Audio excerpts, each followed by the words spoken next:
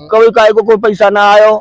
अब जो पैसा आ रहा डायरेक्ट खाते में आ रहा है। और उनसे तो बात ही नहीं करनी चाहिए, सीधे मोदी को वोट दीजिए, मोदी से बात करो। तो प्राइवेट में वो स्कोप नहीं है, आदमी परमानेंट नहीं रहता, उसको कभी भी फायर किया जा सकता है, गारंटी नहीं है, जॉब गारंटी नहीं है।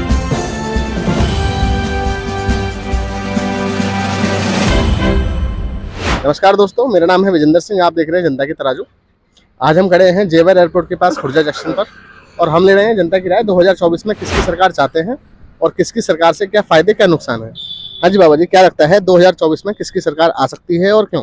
देखो जी, पूरी उम्मीद हमें बीजेपी की है और देखो हमें कोई नुकसान कभी हुआ ना है, बढ़िया सरकार है। और क्या कहेंगे बताओ? नहीं, फायदे क्या क्या रहेंगे? अब बीजेपी की जगह सरकार आती है तो क्या क्या फायदे? फायदा सुन लो कि सूखा राहत पड़ी खूब, कभी काय को कोई पैसा ना आयो। अब जो पैसा आ रहा डायरेक्ट खाते में आ रहा है। बीच के खाने वाले अलग है, पेंशन आ रही है, 2-2 हजार किसान के खाते में वो आ रहे हैं। यहाँ से बढ़िया बात और क्या होगी?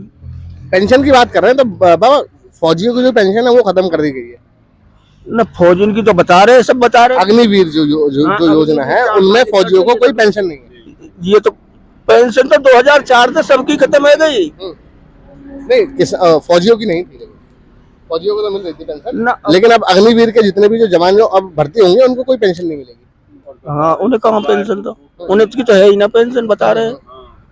अग्निवीर भर्ती अभी हुई भी ना पूरी। जैसे कि मैं देख पा रहा हूँ आपके जो खुर्जा, ये जो गौतम बुद्ध नगर के जो सांसद जी हैं डॉक्टर महेश शर्मा, उनका जनता में काफी विरोध है। उनका कहना है कि उनका जो विकास कार्य है वो जमीनी स्तर पे देखने को नहीं मिल रहे हैं। हाँ, ये बात सही है। महेश शर्मा जी ने विकास कार्य करो ना आमे कबू आमेंगे तो अपने अस्पतालन पे आमे, जनता के बीच आमे ना कभी। तो ये वोट जो मिली है मोदी जी को, तो पर मोदी जी तो यहाँ से नहीं खड़े ना। सुन तो लो मेरी बात है। मोदी जी हमारे मुख्यमंत्री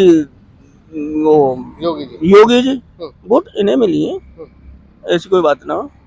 तो आपके क्षेत्र में भी कोई विकास कार्य है? नहीं है, हमारे यहाँ कोई विकास कार्य इतना ना हो। इतना नहीं है तो मतलब बीजेपी को समर्थन क्यों, किस बात के लिए? मोदी जी और योगी जी को भी जो समर्थन मिल रहा है वो किन बातों पर मिल रहा है? बातों पर ये मिल लो, एक तो के उपद्रव कम है, जो जनता रास्ता में लूट लेकर आई देना है, हर जगह सुविधाएं पुलिस फोर्स की, ये है और क्या। तो बाबा, पहले के जमाने में ही तो बंदूक की नोक पे, चाकू की नोक पे लूटा जाता था लोगों को, लेकिन आज का वो जमाना नहीं है। आज तो डिजिटल युग है। आपके पास में एक फोन आएगा या एक मैसेज आएगा और आपका बैंक खाता खाली, और ये काफी ज्यादा चल रहा है। देखो जी, ना तो इतने पड़े हुए, ना तो कभी वो रखे हम जो मोबाइल खाते को कैसा मोबाइल से पैसा निकाल ले, ट्रांसफर कर दे, ना एटीएम रखे।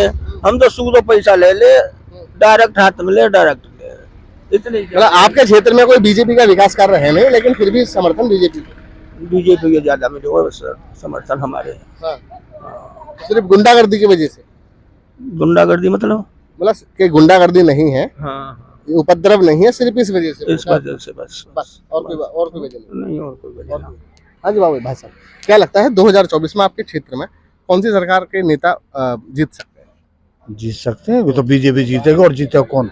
बीजेपी जीतेगी। तो बीजेपी के जो आपके जो क्षेत्र के जो नेता हैं, जैसे कि विधायक को ले लीजिए या आप सांसद जी को ले लीजिए। हम विधायक और उनसे तो बात ही नहीं करनी चाहिए, सीधे मोदी को वोट दीजिए, मोदी से बात करो। तो मोदी जी का कोई विकास कार्य आपके क्षेत्र में है? यार ज्यादा का विकास होगा, दुनिया भर को सब विकास ही विकास है। 4 लोगों को सड़क देखो, वैसे देखो, और जी तुम्हारे लूटपाट देखो, सब चीज देखो, सब में विकास है उसका, बहुत बढ़िया विकास है। लेकिन सड़कों पे चलने के लिए तो पैसा देना पड़ रहा है, लोग बाग तो पैसा देना पड़ रहा है। किसी को फ्री का आके हम किसी को 2 पैसे को चीज नहीं दे सकते, तो वो रोड कहाँ से फ्री का देगा? अगर हम पैसा नहीं देंगे, रोड टैक्स नहीं भरेंगे, तो रोड कहाँ से बनेंगे? रोड टैक्स तो आपने जब भर दिया जब आपने गाड़ी ली, फिर उसके बाद भी तो है बहुत पैसा, इसको मरम्मत नहीं लगा। रोड का एक पोती बने, रोड भी तो बार बार बनता रहता है। ये तो सब चीज चलती है। अच्छा। बाकी बीजेपी कोई आपके क्षेत्र में कोई ऐसे 5 विकास कार्य बताइए 10 साल की सरकार में जो बीजेपी ने करे। ये सगरे विकास कार्य बताने, रोड टूटे पड़े देख रहे हो। सबसे बड़ी बात है हमारी बहन बेटी आज सुरक्षित है, सबसे बड़ी गुंडागर्दी नहीं है। बस 2 हो गए, सड़क हो गई, गुंडागर्दी हो गई। और जो मान सम्मान बहुत अच्छा मिल रहा है इस टाइम बाद पब्लिक को, कोई भी सही, हर पार्टी का सबका विकास हो रहा है। खाने को गरीब भी देखा जा रहा है, जातिवाद नहीं देखी जा रही। ऐसे बहुत काम है उनके, बहुत काम है। अस्पताल सब चीज में खूब तरक्की कर रहा है इस टाइम। तो मोदी जी का खूब विकास कर रहा है। आपके क्षेत्र में कोई अस्पताल, कोई स्कूल वगैरह बनाए हो? हमारे क्षेत्र में, हमारे क्षेत्र के गांव में, गांव से बाहर से कहीं भी देख लो सब जगह है। नहीं, स्कूल या अस्पताल? चाहे दिल्ली बनना हो वो भी हमारा ही है। जाते तो हम वहाँ भी है, वहाँ भी दिल्ली जाते हैं तो वो भी हमारा ही है, वो भी किसी और का नहीं है। हाँ, वो भी हमारा ही है। चलिए, बहुत बहुत धन्यवाद। बदलाव की जरूरत है? बिल्कुल सर, बदलाव की जरूरत है। जैसे बुजुर्ग लोग हैं, उनका ओपिनियन है, उनके हिसाब से बीजेपी सही है। बट हम जो अभी हमारी युवा पीढ़ी है, हमारे लिए तो सबसे पहले जॉब है, हमें अपना आगे का संभालना है। और जॉब रिलेटेड देखा जाए तो बिल्कुल वो खत्म हो चुका है। जितनी भी वैकेंसी निकल रही है, या तो वो पूरी नहीं हो रही या उनमें टेस्ट में फिर लीकेज हो रही है।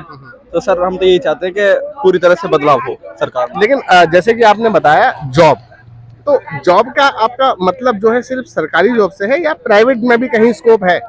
सर आपको भी पता है, शुरू से प्रथा चली जा रही है कि प्राइवेट में वो स्कोप नहीं है। आदमी परमानेंट नहीं रहता, उसको कभी भी फायर किया जा सकता है। गारंटी नहीं है, गारंटी नहीं है। तो सर हम रिस्क नहीं ले सकते। हालांकि देखा जाए तो पेमेंट में बहुत जमीन आसमान का अंतर है। जो प्राइवेट है उसमें पेमेंट बहुत ज्यादा है, सरकारी है उसमें कम है। बट जिसको अपना फ्यूचर सिक्योर करना है, हम वैसे भी गाँव के लोग हैं, तो हम सरकारी जॉब को ज्यादा प्रेफर करते हैं। ये है सर। बदलाव होगा कैसे? सर सरकार को इसके मतलब जो भी वैकेंसी वगैरह निकल रही हैं, इन पे एक्शन लेना चाहिए। जो भी कंपनीज हैं, जो भी अपना टेस्ट निकाल रही हैं, उनको उस पर देखना चाहिए, लीक नहीं होना चाहिए पेपर, और भर्ती पूरी होनी चाहिए, जिससे भी हमारी जो युवा पीढ़ी है, जैसे मैं अभी 19 साल का हूँ, मेरे बड़े भाई हैं 20-20, 30-30 साल के जो हो रहे हैं, वो ओवर एज होने वाले हैं, तो फिर उनका आगे क्या होगा? तो सरकार सरकार के बदलाव में आपने तो ये बताया जो प्रक्रिया है इसमें बदलाव, आपने बताया सरकार में बदलाव जरूरी है, तो सरकार में बदलाव हो कैसे? लेकिन सबसे पहला सर बोल रहे हैं कि भ्रष्टाचार नहीं है, आपको दिख ही रहा है हर जगह भ्रष्टाचार है। एक तो वो खत्म होना चाहिए। और सर जैसे ये कुछ जगह पे डेवलपमेंट कर देते हैं, मंदिर वगैरह पे कर दिया, सर इन्हें एक बार गाँव की तरफ भी जाना चाहिए, वहाँ पे भी कुछ डेवलपमेंट्स होने चाहिए। जितनी भी पुराने कोई भी चीज है उनमें डेवलपमेंट होना चाहिए, जब भी विकास होगा। हर चीज इनको देखनी चाहिए, एक चीज करने से कुछ नहीं होगा। महंगाई पे क्या कहेंगे? सर महंगाई तो दिन ब दिन बढ़ रही है। आज आप 100 रुपए की सब्जी लेने जाओगे तो 3-4 सब्जी आएंगी।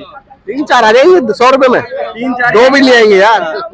खीरे ले लिए, प्याज ले लिए, थोड़े थोड़े टमाटर ले लिए, ये गुजारा हो रहा है सर। सब चीज कम करनी चाहिए। आप पेट्रोल के रेट देख लो सर, कहाँ 60 से कहाँ 94, कहाँ 2-3 महीने पहले 103 भी गए थे। तो सर वो तो देखना चाहिए, सबके हिसाब से होना चाहिए।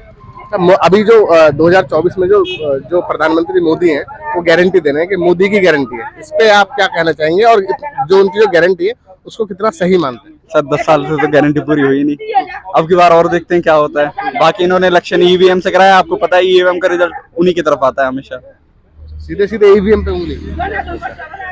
हाँ जी भाई साहब, क्या लगता है ईवीएम में कुछ गड़बड़ी है इसलिए? हाँ जी, बहुत बढ़िया। मोदी जी अब क्या है, और अगली बार मोदी जी आएंगे और आने भी चाहिए। और मैं समझ में हो सकता है मोदी जी अगली बार के लिए, मैंने सुना है कि अब तो उनके लास्ट बार है आने के लिए, और आगे के लिए मतलब उम्र के हिसाब से नहीं आ पाएंगे। तो मोदी जी नहीं आ पाएंगे तो उनके बाद फिर योगी जी आएंगे। यही मोदी जी और योगी जी। इन्होंने अभी, नाम क्या है आपका? सोनू कुमार। अब उम्र क्या है आपकी? उम्र मेरी उम्र 28 साल। सरकारी नौकरी की चाहना है? सरकारी नौकरी की मांग है सर? वो तो फिर सरकारी नौकरी सभी की चाहना होती है, पर नहीं, आपकी मांग है सरकारी नौकरी? क्या मेरी? नहीं, मेरी मांग नहीं है सरकारी नौकरी। आप नहीं चाहते सरकारी नौकरी? नहीं, मैं नहीं चाहता सरकारी। महंगाई कम कराना चाहते हैं? महंगाई की तो ऐसी बात है कि देखिए, पहले कभी ऐसा था कि 100 रुपए की मजदूरी थी, 100 रुपए में काफी सामान आता था। अब जैसे जैसे महंगाई है उसी हिसाब से मजदूरी भी 500 रुपए की चल रही है। तो इसमें क्या महंगाई? 500 रुपए में उतना सामान तो नहीं आ रहा है। तो क्यों? पहले एक दिहाड़ी में जितना सामान आता था, आज की दिहाड़ी में उतना सामान नहीं आ पा रहा है। इसको बोलते हैं मनी इन्फ्लेशन। नहीं, क्यों नहीं आ पा रहा, मैं ये तो पूछ रहा हूँ। उसको बोलते हैं मनी इन्फ्लेशन। जैसे कि मैं बता देता हूँ आपको, मान के चले आज आपकी दिहाड़ी जो है वो आज है 500 रुपया, 2014 से पहले थी 300 रुपया, और 2014 में एक मोटरसाइकिल की जो कीमत थी, अगर आप स्प्लेंडर की बात करें तो 50,000 रुपए की थी। और आज के जमाने में 8 साल बाद में वही मोटरसाइकिल 1,08,000 रुपए की मिल रही है। सुनिए, 1,08,000 रुपए की मिल रही है। 2014 में तनख्वाह थी आपकी 8,000 रुपए, आज तनख्वाह है 12,000 रुपए।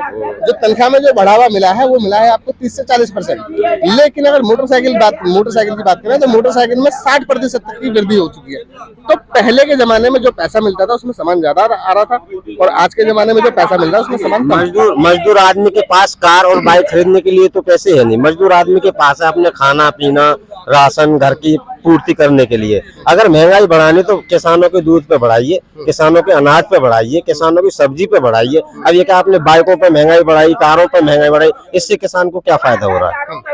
अगर डेवलपमेंट करना है, अगर थोड़ी महंगाई बढ़ानी है तो किसान की चीज कि दूध आपसे पहले भी 40 था, आज भी 40 ही है। तो ये इस पे काम करेगा कौन? इस पे काम कौन करेगा? इस पे काम कौन करेगा? ये सरकार करेगी, और कौन करेगी? कब करेगी?